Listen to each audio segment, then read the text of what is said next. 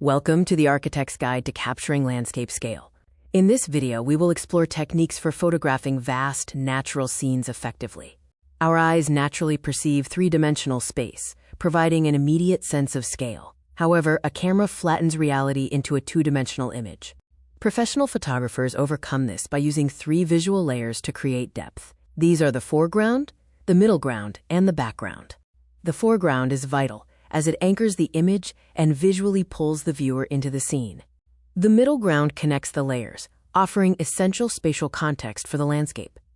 Finally, the background holds the primary subject and delivers the final, dramatic impact of the photograph.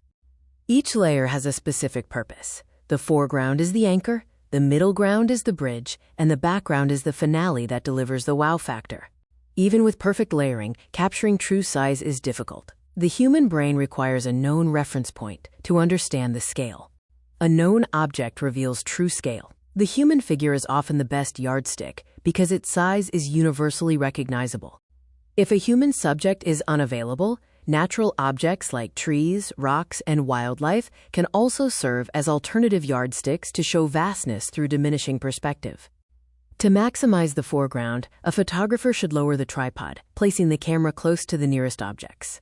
Use an aperture of f/11 or f/16 for a deep depth of field. Avoid higher numbers, like f/22, which can cause diffraction blur. Leading lines are powerful compositional tools that pull the viewer's eye through the frame, creating a strong 3D illusion.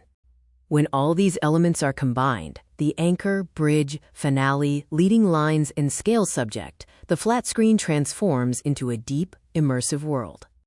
To capture landscape scale effectively, remember to build the three layers, add a scale subject, and control the optics.